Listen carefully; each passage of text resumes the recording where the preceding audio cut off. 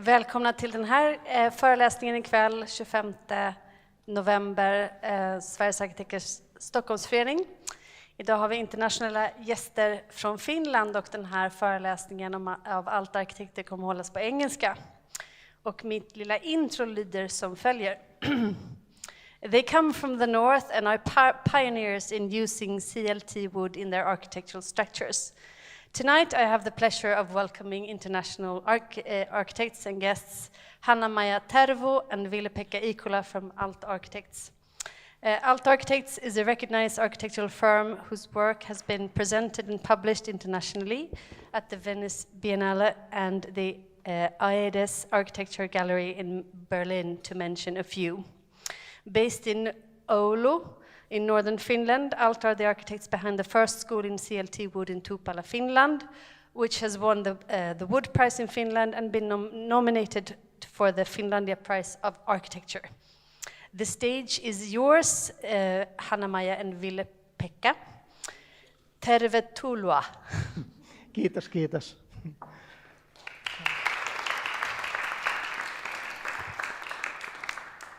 Good evening. My name is Ville-Pekka Ikola and I'll be presenting on behalf of Alt Architects together with Hanna-Maja Tervo. And our office got its start from a co-working space called Tehas that we set up as students, and it was meant for us as a place to do competition entries and do our final projects for school. And obviously, it's a collaborative effort. Here's the team on the left: Tuomas Niemelä, Kalle Vahtera, Antti Karsikas, and myself are the partners. And Tuomas was part of a team that won an international open competition to design the Same Parliament in Inari. That's the second parliamentary building in Finland. And right after, Kalle, Antti, and myself won a competition to design innovative housing for the elderly in Tuira, Oulu, Finland, and that's how we got our start. About the sort of work of Alt Architects, I don't think we have a certain style. It's more like we try to find unique opportunities and unique challenges and unique properties of each project, and I will talk about some of the design thinking behind all of the images you will see tonight. And I will start with context. There's an idea of if you have a good why, you can endure any how. And to me and to us, I think that means that when you have a good reason to design something in a certain way, then that reason can guide all of the little design decisions in the project when going forward. And this context analysis can be a variety of things. We usually obviously take into account the built environment, all of the natural features of the site, but also the goals and aspirations of the client and the functional requirements, and even history. I will start by presenting sort of one design method. This was a competition entry from 10 years ago for the Serlachius Museum competition, and this was sort of the premise or the main idea. Yes, the Serlachius was a paper baron in Finland, and he was an art mecenate. And this manor house by Jarl Eklund functions as an art gallery run by the foundation. And they needed an extension that was much larger than this manor house. And we tried to find some premises and trying to deduct from those premises how it should be built. So by placing, for example, the extension on the island would lead to difficult service connections and too long of a connection to the actual existing art gallery. Or by placing it alongside the lakeshore, we found that when all of the visitors come from the top right corner of the image, that would hamper important views to the lakeside and to the actual main building. Or by placing it in the back, it would again lead to difficult service connections, and it would shade very important outdoor places like the formal garden. Then we sort of mapped out ecological values, historical greenery, and natural state forest that we wanted to preserve. And that obviously includes all of the historical outdoor areas like the formal garden and all of the historical buildings. Then we broke up the brief into a few parts. We needed a central lobby where all of the spaces connect.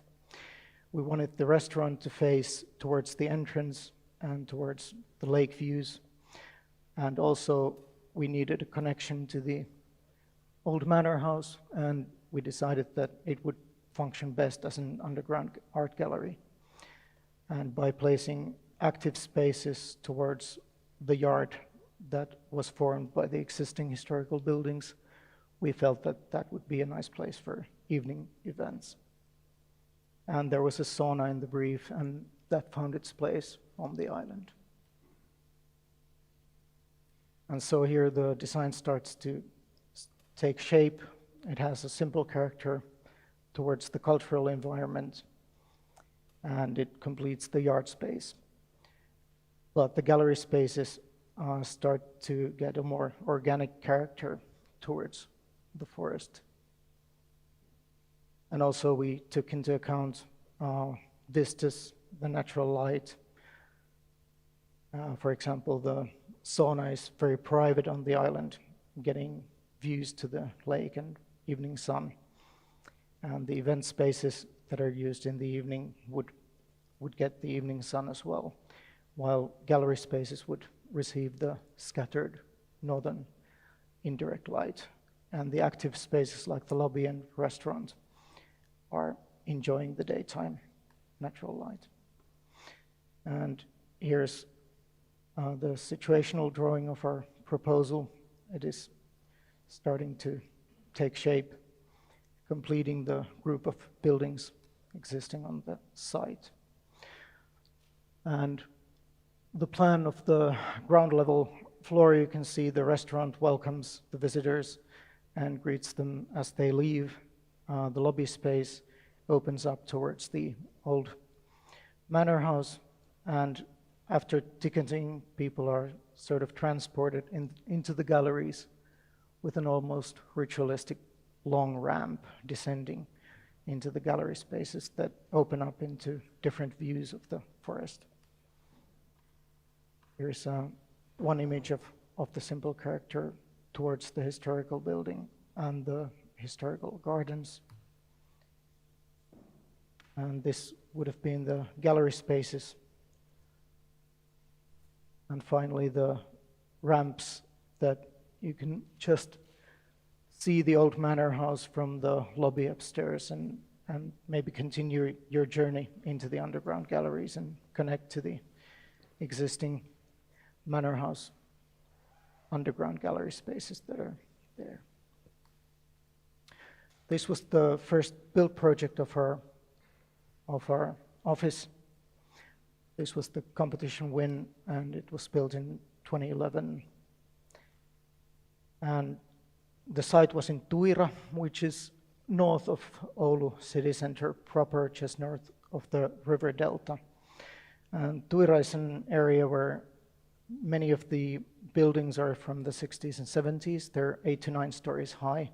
They're housing apartment buildings, and all of the services are placed in 1 to 3 story buildings.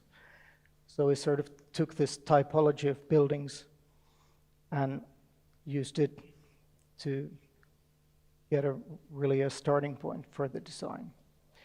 There are also older housing buildings right next to the site that are 2 stories tall and are lining the street.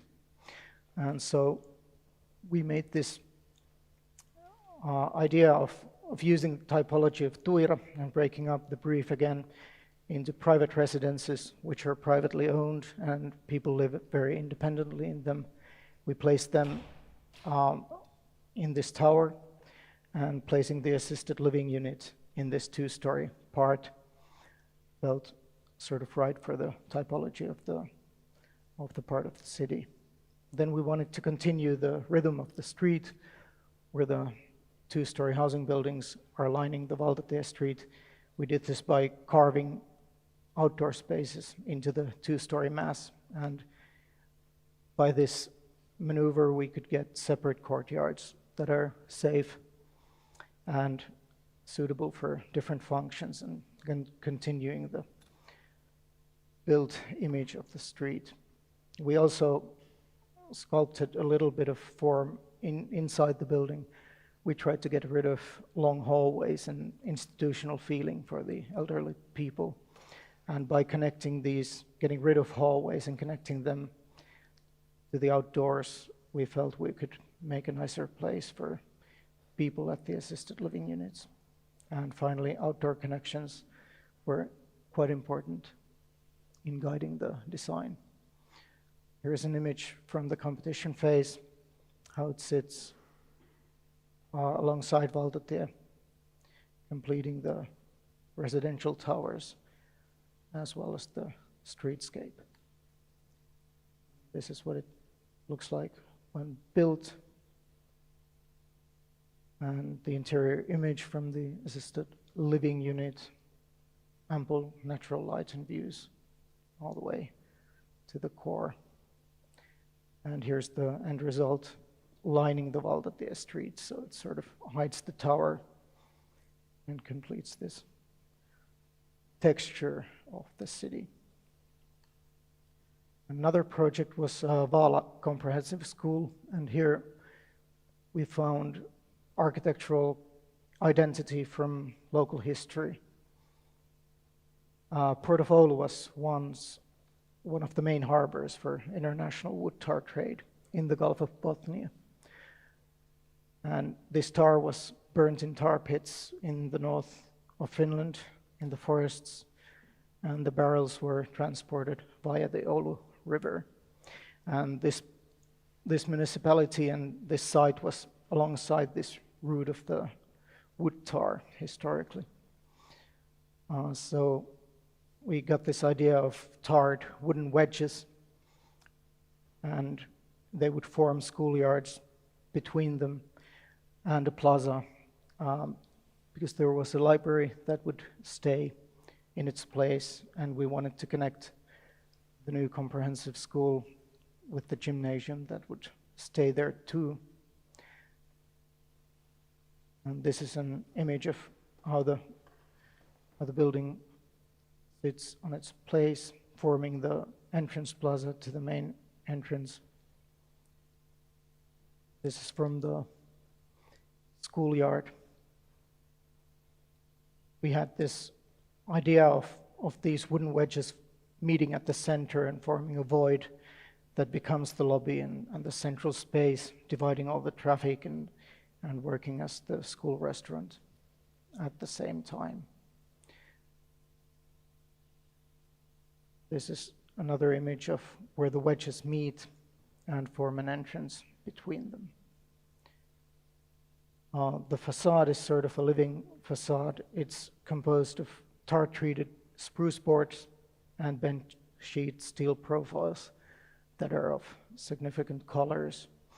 And by looking at it from different angles, it looks either very colorful, or when you look at it straight, it looks like more black facade. And also the shelters were an important part of the functionality of the primary school in this climate. an image from the lobby, from the central void where the outdoor continues into the inside. The lines continue. Some of the even interior design decisions were based on history, so here some traditional rugs from the area inspired some of the flooring. This is an industrial warehouse from 2014, and this is more of a light-hearted analysis instead of a very serious one, but we had a task to design a warm warehouse for oil spill response material, and then we had a cold storage for containers. By combining these two, we could save some materials, and there arose a worry that the truck or the forklift would break any windows that were placed inside. So we designed this lantern extrusion that would stay safe from the forklift. And we took the color from fire engines just so that people would realize it's being used for or by the rescue services. And this is what the lantern extrusion looks like and how it gives identity to a very modest, cheap warehouse building. Here it stands in its setting, and the lantern brings very much character into the interior.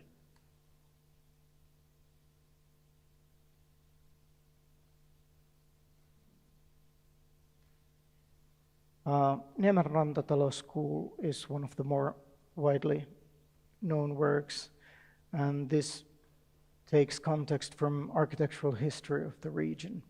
So Oulunsalo is a place where Oulun Koulu, Oulu School of Architecture, was born.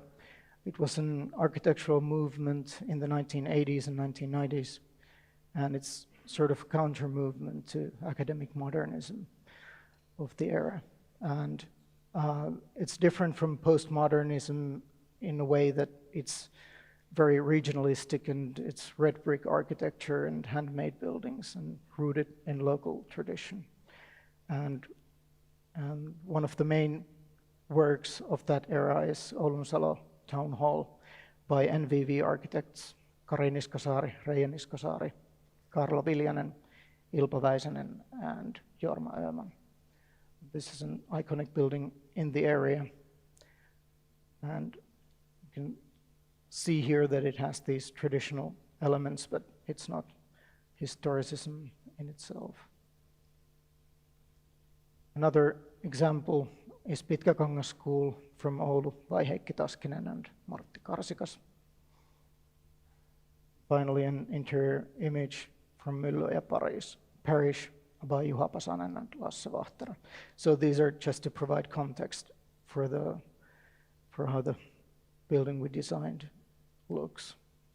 It is a new built area, and this is the only public building right upon the entrance to this residential area that was built from scratch. So we devised this meandering wall to give it that public building character and welcome people into the area and also into the school as well. And by giving this school the materials familiar from this Oulu School of Architecture, hand-laden red brick and white wood, we try to pay homage to the architectural tradition that is very strongly present in there. And this is sort of a contemporary version of Oulu School of Architecture as we interpreted it at the time. Some sections we paid a lot of attention to the lobby space. This was an efficient project as well, so we decided to put as much design intention into the red brick wall and this central lobby space as possible, using natural materials, indirect light and concrete with wood form and natural wood ceilings. We gave it a very earthy character. We even used polished concrete floors, easy to maintain, very rustic. Here's the main entrance. And a lot of attention was paid to the detailing of the red brick wall to make it very monolithic. A night image. We used some of the same formal language back of the house with white wood, but mostly it's more straightforward on the back side.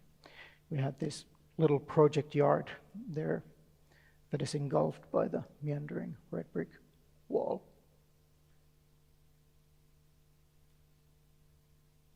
And here was sort of the context part of, so that goes to our minds when we try to design something to a particular location or from a brief.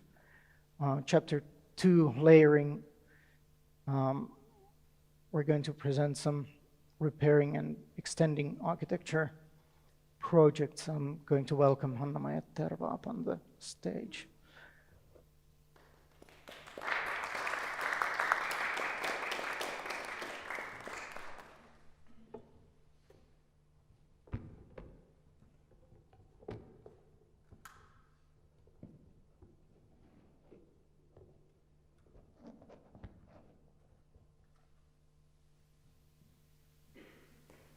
Hi everyone, I'm Hanna-Maja. I'm originally from Lapland, and I studied and now I work and live in Oulu. So, a few kilometers from the Niemeranta school is situated a big renovation project by us, which is the Pitkäkangas school you saw earlier. The project was managed as an alliance between designers, builders, and the city of Oulu. The renovation was done in 6 stages, while the school remained open and the teaching of all 800 students was relocated inside this same building. The new teaching facilities were designed into the existing building masses with only a small addition attaching a separate building in the complex. This school is original Oulun koulu from the 1980s, and we had a good starting point as Museovirasto stated the building's architectural values beforehand, and we had Martti Karsikas, the original architect, as part of the design group.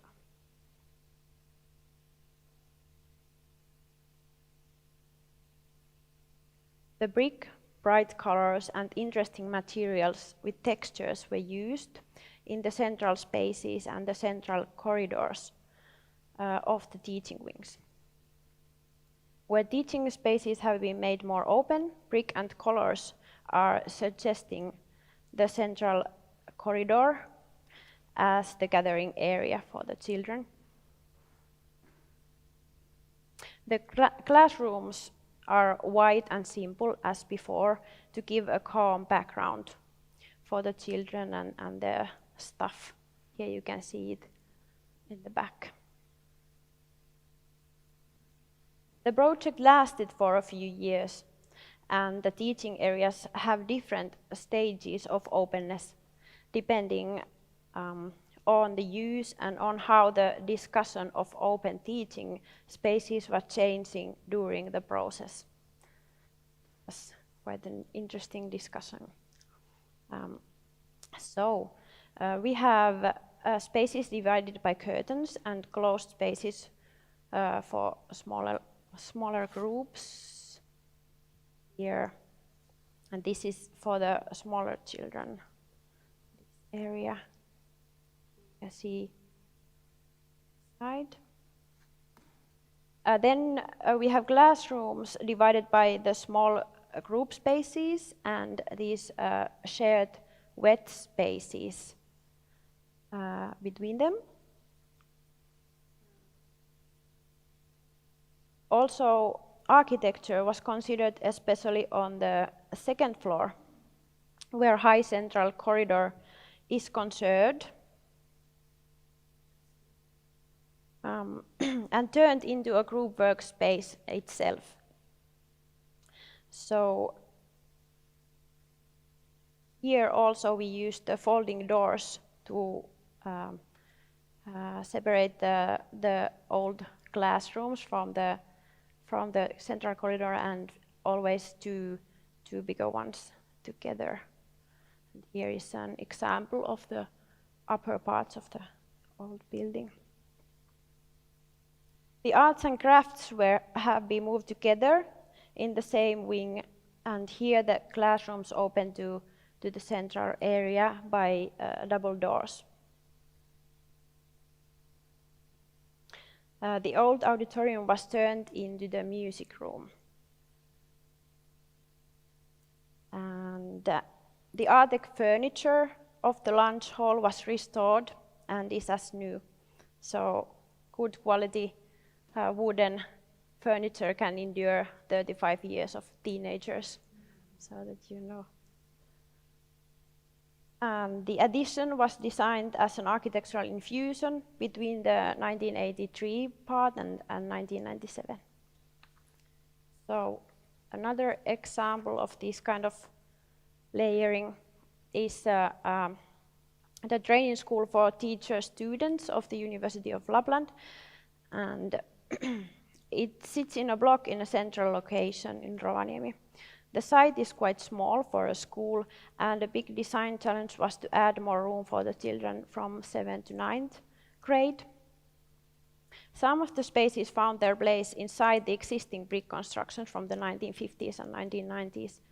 An annex was also needed. It found its place after investigating all the possibilities behind the sports hall, the existing sports hall, hugging the border of the site and keeping the playground as big as possible. The client was very interested in massive wood construction, but in a city center with existing brick buildings, it made more sense to use massive brick structure. To match the thermal requirements, we used hollowed thermal clay blocks and brick facades.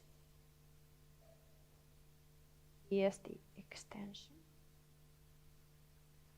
The aim of the architecture was to integrate the different buildings from different decades into one complex and to give the annex a contemporary look, but at the same time give it a feeling that it has always been there.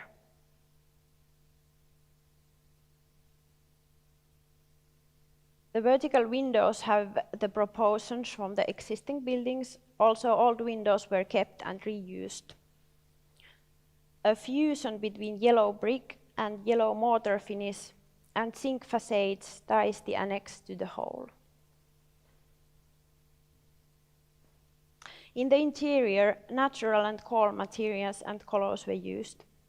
The floor is rough polished concrete to avoid complex structural layers again in the flooring. With breathing chalk paint, the clay material of the brick structure moderates humidity inside. We also did the interior design of the annex. The client required only wooden furniture or finished design. We used new classic chairs from Artec, recycled curry chairs. Then we reused library shelves, had then made by carpenter into cabinets, and then designed tables to match. With woolen fabrics, the height of the spaces was emphasized and the acoustics improved. The interior hosts art from the university's collections.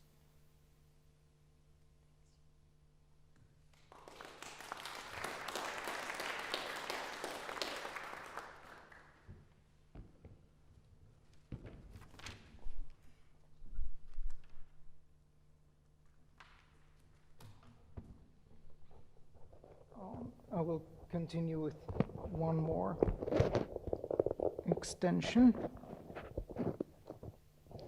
which is Suolahti Primary School. And this is built in Äänekoski in 2019. And this was a challenge of creating a true comprehensive school of all the grades attached to an existing junior high school, which actually had even a swimming hall wing right there. And from this aerial photo, you can probably see how the tight plot gives restrictions to the annex. And by using this form, our aim was to maximize the yard space for the kids while protecting them also from the vehicle traffic on the backside. And here we had some key points of connection to the old building. We had to connect from here and from the end to make this function reasonably. And by having these connection points, we formed the building to slope away from the swimming hall wing here. And giving these new entrances to the yard, we managed to make a functional schoolyard for the kids. And by connecting these two parts of different decades with this high restaurant space, we felt like that would give it a good character, like a central space where all of the staff and all of the students could meet in the restaurant and auditorium stairs. Here's an image from the design phase where you can see how the learning spaces are divisible and connectable, and the central space also acts as distributing the traffic to the learning spaces via these bridges and gallery hallways. This is how the extension looks like from the ground, and the facade is again sort of a nod to the existing neighboring building. It's a contemporary version of what was there, sort of adapts and reinvents the modernism of the existing building. And another image from Telakka-Katu side, which is actually the side where people use the main entrance, which is on the side of the existing building. In the inside, we used textile flooring and wooden lattice roofing and walls for acoustic reasons, as well as creating a very pleasant environment. This is from the topmost third floor. And the auditorium stairway opens up into the restaurant lobby space, which was connected by these huge glazed walls to the views outside. And we tried to bring as much natural light as possible into the deep hull of the building.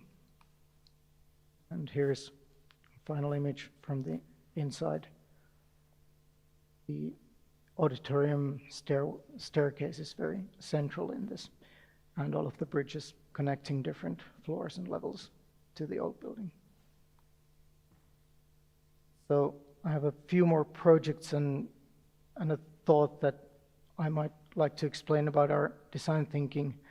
Materiality has been part of all of these examples, and somehow I feel that all of our designers feel that natural materials, the way they connect with human psyche, and natural light together with natural materials sort of has been the right recipe all along for us. I think if used correctly, natural materials also age quite gracefully, even poetically. So you have seen a lot of wooden clay bricks, and they're not ending yet. Teachers' offices in Kajaani is one of the most recent finished buildings, and here the CLT structure was sort of thought out first, and it was selected for sustainable reasons, and the client wanted to try to build with massive wood, and we also try to promote it whenever we can. The site is very near Kajaani city center, and the upper town Kajaani police station is on the left side of the image, but right here it starts to turn into a smaller scale housing buildings. And the problem we faced with having a wooden building here is that the original building, the Kajaani Gymnasium, it's built in different phases. It's concrete, it's brickwork, it has plastered facades, it has terracotta tiles on the facades and even metal cassettes. And so we sort of struggled with the idea of building a wooden building that is that keeps its integrity and shows that it's a wooden building, and how do you make it fit into this sort of many layers of concrete and brickwork. And through multiple studies of the facades, we ended up using anodized aluminum with woodwork. So here again, we have a living facade that sort of can adapt to the existing architecture, but also when viewed from some other angle can look very much wooden. And here's the facade towards Vuorikatu Street. We also pulled back a little bit from the street line to give this auditorium piece its compositional highlight role that it had. The glazed walls give it a public building appearance and identity, and we applied a more rational window placement towards this interior courtyard that we also wanted to infill, and this would perhaps make it into a little bit more of a friendly discussion with the existing architecture. An interior image from the Vuorikatu side, and a lot of attention was obviously paid to acoustics in this open office space, integrating the lights into the forms and creating as much diffusion and dispersion of sound as possible. We have different places to work, so one can take their laptop and pop in, use the higher tables, or then maybe have a meeting with students or colleagues in the pods. Standard modern office design. Here's the break room in the second floor, having coffee in the middle of the day, or maybe a rest, have a bit of a think break between classes. It's possible. A lot of the waxed CLT wood is present on the interior, so it creates a strong sense of materiality also inside the building. Other image from the offices towards the courtyard. This is a health center project from 2013, and this is not massive wood, but it's clad with wood. The idea here was to try and find a positive, sympathetic appearance for a building that is often feared, or at least not liked. People with health issues have these institutional connotations that we sort of try to avoid by creating this meandering wood-clad wall that is as welcoming as possible. Ruukki Health Center is arranged in an L shape with a very rational basic idea of dividing all the offices and the operating rooms. but the form allowed us to sort of inject a little bit more space into the center where people are waiting for the appointment and where all the hospital beds are being moved. So it also has a functional side to it. An image towards the main entrance. We framed these main entrances with aluminum so they would be easy to find and not just a door in a wall. And the eaves are protecting this.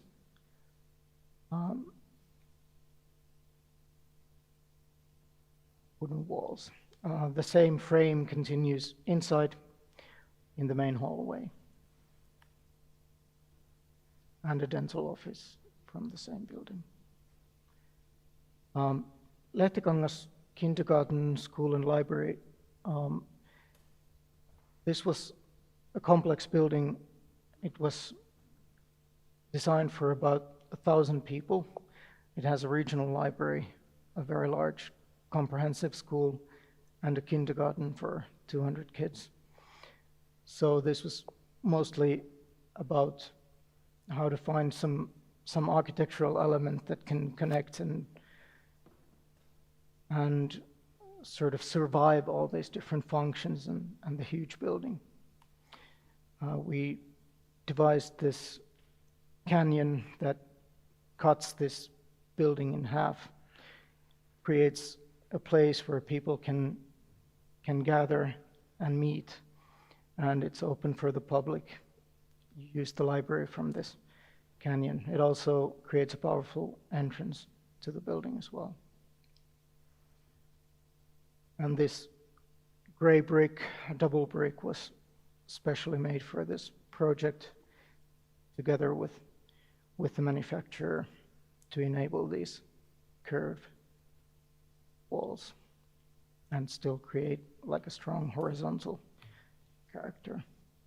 Here again, we paid a lot of attention to having a monolithic appearance for the brick wall. And this is from closing in on the main entrance and the interior part of the canyon. So we sort of took this material that we used on the outside and continued with it on the inside. And we actually found that this is acoustically very good. We didn't need much extra acoustics on the walls, even though it could be horrible. But the brick is porous enough, I think, to absorb enough sound. And this is from the library before it was furnished.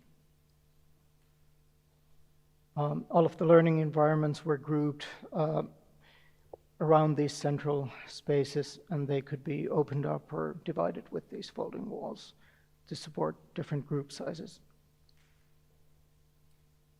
And it continues to the furniture where tables and chairs can be grouped, or one can work individually as well.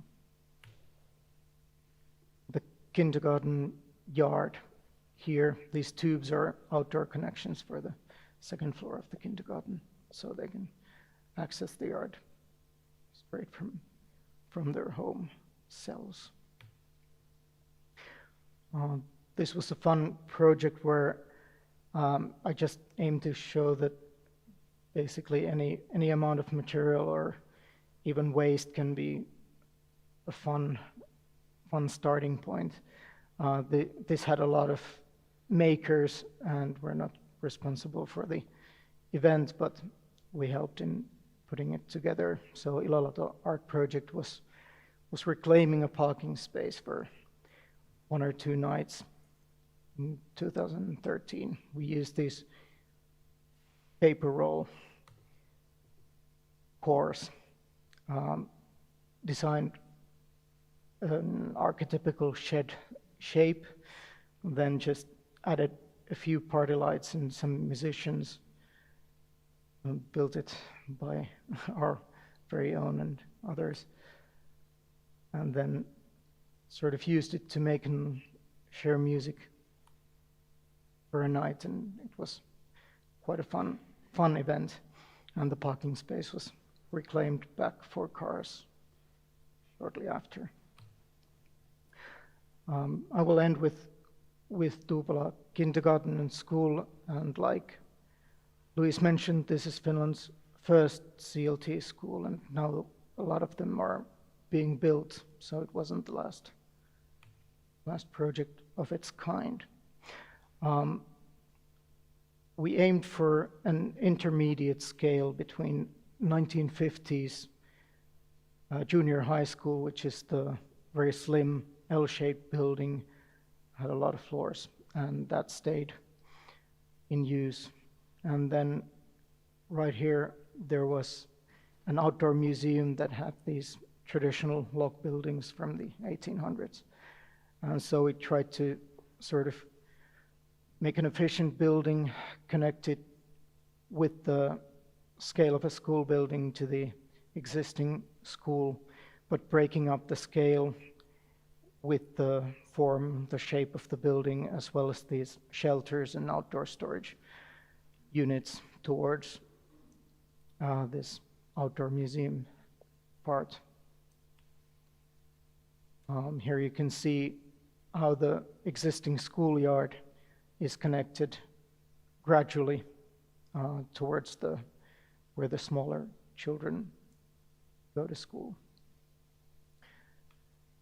So this is from the preschool site, the village-like composition of these three parts. Here's a preschool daycare center, and the smaller students, the first and second grade, up on the second or the first floor. Here's the main school mass, and the third one is a multifunctional sports hall. Here you can see the plan. This village-like composition was sort of devised as a tool to achieve human scale, and also giving these lanterns and these skylights a big role in the central plazas of the village, created a very even sacral space in between these classrooms. Here you can see an exterior image, and this is also very readable structurally, since you can see here the spruce cladding denotes where the CLT structure actually is. So you can see the load-bearing structure from the outside. And this was done to minimize waste in the production, because CLT elements are first manufactured as whole elements, and then the necessary openings are cut into the elements, which creates some waste. So we decided to use just whole elements and infill the spaces between with windows and aluminum cladding. Another feature was this, were these colored entrances, so even smaller kids like preschoolers can look at the pink entrance and find their way into the right part of the building. Like I mentioned, these shelters and outdoor storages are an important piece of the architectural composition, but also the functional daily use of the building, and also creating that smaller scale. This is from the interior of the multifunctional sports hall, which also doubles as a concert venue for the world-famous Kuhmo Chamber Music Festival. And we used some curtains here that can be lowered to dampen the sound more for everyday activities, and for the concert events, these acoustic dissolvers, or these shapes, were designed together with an acoustic designer at our office. The materiality is obviously of great importance. We left as much wood exposed as possible, and these skylights, this is to the first and second grade hallway create a much more pleasant central space for dividing traffic into the classrooms than would normally be possible. And it continues in the classrooms. This waxed wooden element is sort of ready-made architectural surface. You don't need any interior work after this was put in place. These high spaces also work quite well acoustically. It's being clad with perforated plywood, so wood veneer and some soft surfaces behind it. They dampen the sound of the everyday use. And because CLT is such a precision-made product, we could design these CNC milled lips into the openings, and we could place doors flush on the surface of the CLT element, so no need for skirting boards or any other stuff on the side of the hallways. And this is my last image. This is from the main hall of the school block, and it doubles as a learning environment as well. So, thank you very much.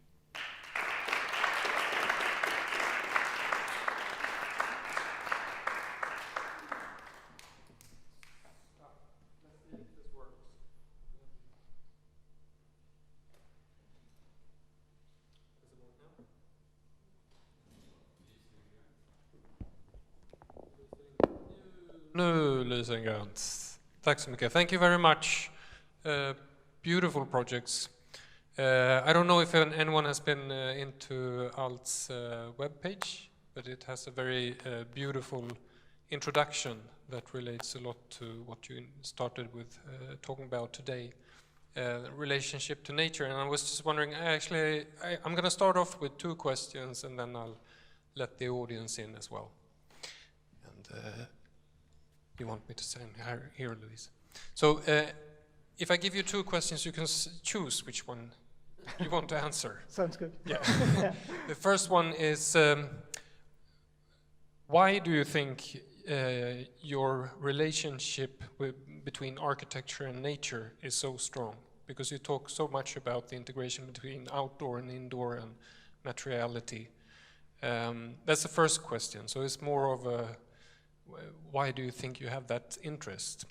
The second question is, for those of you that has been to Finland recently, I've been struck by the big, there's so much building going on right now in Finland, this explosion, both because the cities are growing, of course, but I was just thinking in being part of such a big building boom, where would you position your architecture in relation to Finnish contemporary architecture right now?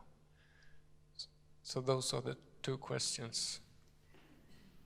Okay, I think the relationship to nature might be personally a bit more easier to answer, since mostly other people can judge where the office is or what it does. So I think that perhaps because we are all from the northern parts of Finland, we have been sort of with and in nature our whole lives, and the cities there are pretty small, so we don't have this vast urban sprawl that, you know, you turn into a city dweller proper.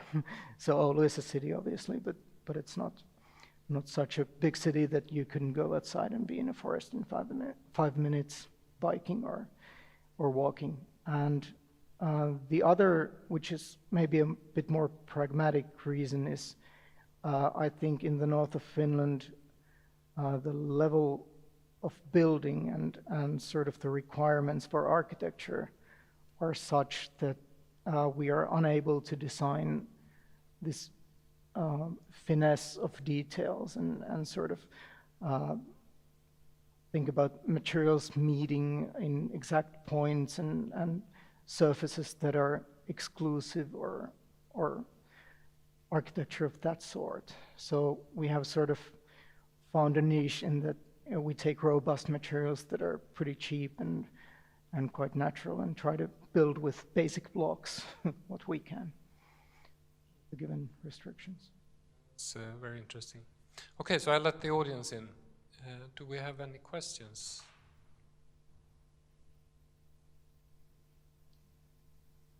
Yes, Ulrika? And I need you to take the mic here. Thank you for a very interesting lecture and seeing so many of your built projects. Having been to Finland recently, and also, of course, we are very, as architects from a near country and also internationally, we are very well known. We know very well about Aalto. And I tend to see some relationship to Aalto. And I just wonder about how you position yourself, perhaps continuing Morten's question, like in relation to the heritage of Alvar Aalto. Well, there was a generation of architects a little bit older than us that sort of disregarded the tradition of Aalto's humanist modernism. But I think I can speak for all of us in the office that we're big fans, so maybe it shows, I don't know. I'm so happy you asked that one, because I didn't dare. But do you think also because it tends to be also a lot of other architects in Finland, this is just my thought, that is actually right now also looking back a lot at Aalto, sort of accepting the heritage of Aalto? Yeah, I think it's a difficult story through the generations, but now enough time has passed that we don't have to sort of consciously try to distance ourselves, or obviously it might be a bit difficult for any designer to be compared to an ancient master, or not an ancient, but a master of previous generations. But still, I don't think we have that trauma anymore that we might have had a few decades ago. More questions? Ulrika, go ahead. When you ask one question, it's always easier to ask another one. So we continue here a little bit with beautiful, also the projects that engages additions to existing fabrics, which is of course very difficult. You have difficult sites which include very varied architectural existing buildings, and you have to add something to the context to some of support or strengthen the program of the site. And so, and of course, I see some of the moves of Aalto, but also the whole thing of the combination of working with regularity in relation to irregularity, for example, the curvature.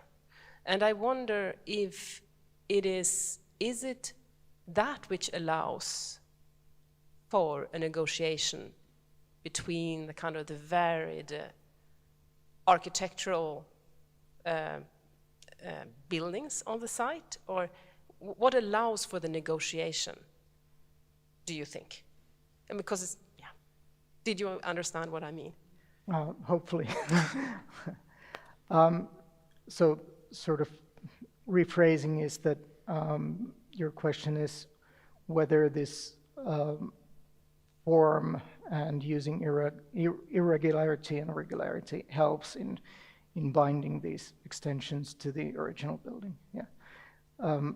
In some cases, I think yes, but maybe not always. I don't feel like our office has like a single style or a recipe, so each site might require a different solution, but I think many of the curving walls are from a similar era where we had this sort of idea of using that form language, but still it's not very suitable for a CLT building, for example. So we have to reinvent those recipes, and we don't sort of feel the need to use any form to achieve any goals, but rather finding some kind of balance between the annex and the original building, or the extension and the existing building. And it can be done with various tools, like you all know.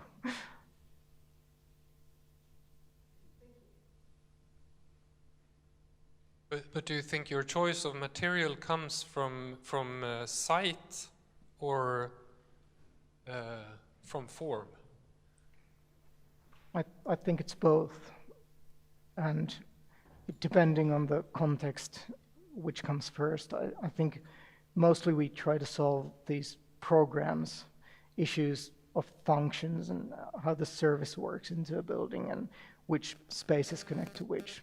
That's usually the starting point of the analysis, and then we try to find a form, find an idea for the architecture, and it can be almost anything, like I showed, like local history or something, as long as it's a sort of a storyline that goes through the architecture, so that we can keep the building project together, because there are so many phases and so many decisions and so many decision makers that sort of we find that for us it's easier to have like an idea that you can follow in every meeting. Brush stroke, so to speak. More questions? Otherwise, I'm going to do a little bit of commercial, or maybe Louise wants to do that, but you're speaking about schools tomorrow also. And I have one question. There was a beautiful floor plan of I think must have been middle school, where you had the curtains separating as a divider between the different educational spaces. How does that work with kids? Just curious. Yeah, that is an ongoing debate in Finland. We have had different experiences. Most of our projects are sort of combined classrooms, and the pedagogy is sort of developing as we speak. But I think mostly it's about culture. So it's obviously important that you have spaces where students can concentrate, and obviously important that you have spaces where you can gather a whole group together and sort of use the frontal teaching method. But the discussion in Finland is going into a direction where 2 teachers can teach a group of 50, and 1 teacher can do individual work while the other can keep an eye on the whole group, and that sort of requires flexible spaces. And we have had school projects where people have found some spaces to be not so good, and others where the culture has been built from the ground up and from the start, so that the teachers and the principals are doing that together with the children. And it's much easier when they start with the pedagogical idea of this is how things should work. The problems usually arise when a municipality, like a bigger city, guides the project into a certain direction, and the teachers who have been teaching 25 years in one way are put to the new spaces without any coaching or any idea of what to do there. So it's a complex issue. I cannot give you an answer whether it's good or bad, but I think it's a new idea of how teaching works in primary schools, and I think it's a promising idea. But obviously, if you make a great big hall that is acoustically poor, then it's almost impossible to concentrate. Yeah. More questions? Ulrika? Satisfied? Then I like to say thank you so much for coming here. And Louise, would you like to say something about the Skolpodden tomorrow? I can say it. Google Skolpodden. Skolhusgruppen, and then you can find the pod that Louise is running as well, where you will speak tomorrow. Thank you very much, Martin and Yes. Louise, for the invitation. And thank you all for coming. To be honest, I'm not sure what it is next Thursday. Jakob, could you help me out?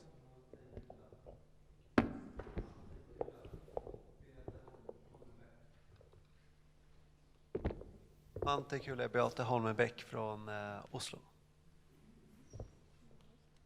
So I hope to see you all next Thursday, and thanks for coming today.